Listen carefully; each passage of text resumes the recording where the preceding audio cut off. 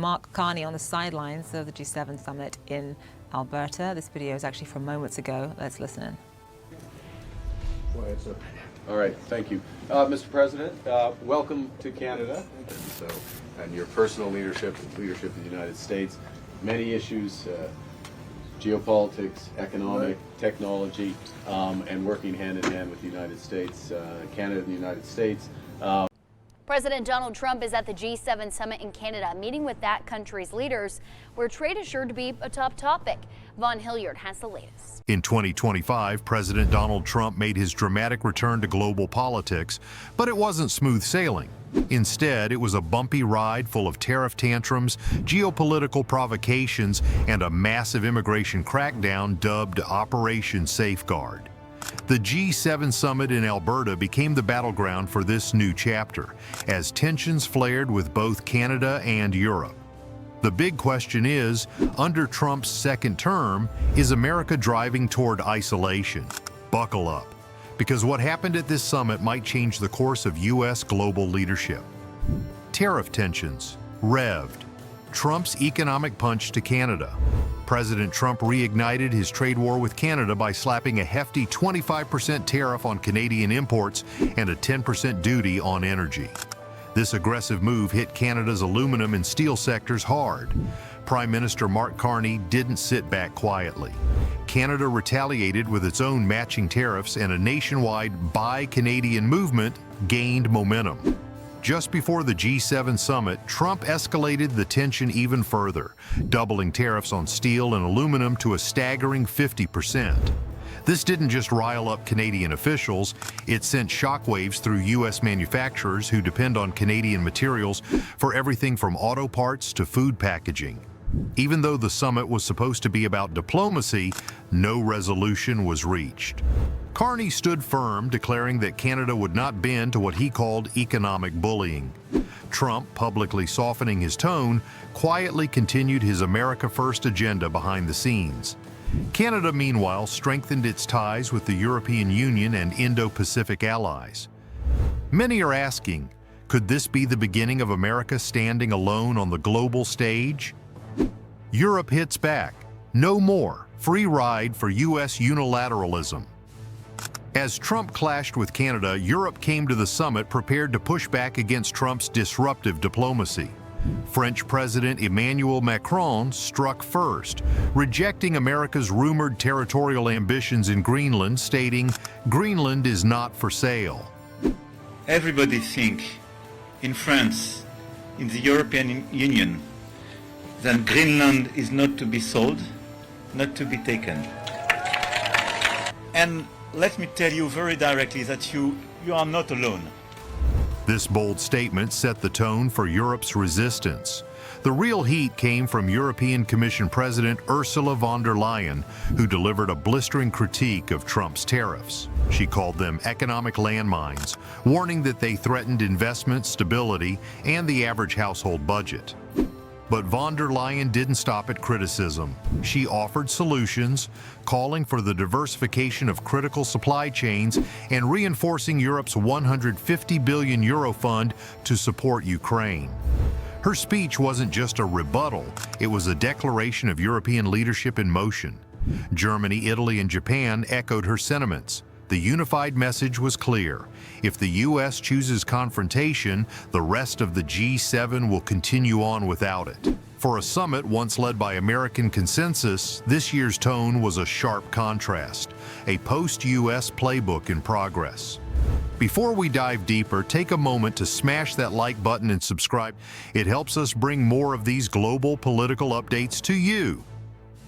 The G8 revival pitch. Trump's authoritarian curveball. Just when it seemed like the summit might settle into typical diplomacy, Trump veered off course. In an unplanned moment, he proposed reinstating Russia to the G7, effectively reviving the G8. He didn't stop there. He even suggested adding China to the mix, creating a hypothetical G9. Putin should be here, Trump argued, suggesting that had Russia been in the G7, there wouldn't be a war in Ukraine. This suggestion stunned the summit's leaders. It directly contradicted the G7's unified support for Ukraine and its values-driven foundation built on democracy and transparency. Even U.S. diplomats scrambled to distance themselves from the controversial proposal. Trump defended it as pragmatic realism, insisting that all players must be at the table to resolve global conflicts. Critics, however, warned that this approach could legitimize aggression and erode accountability. While the G7 rejected Trump's global provocations abroad, Operation Safeguard ignites. Deportation, blitz, hits the streets. While the world focused on Trump's tariff tantrums, a domestic campaign was quietly rolling into action. Operation Safeguard, launched just days after Trump's 2025 inauguration, marked a fierce return to aggressive immigration enforcement. The first target? Chicago, home to large immigrant communities like Little Village. Over 200 ICE agents were deployed to detain undocumented residents, regardless of their criminal background. Branded by Trump as the largest deportation operation in U.S. history, critics saw it as a campaign of fear rather than public safety. Local resistance was swift, with legal aid groups, activists, and city officials rallying to protect vulnerable families.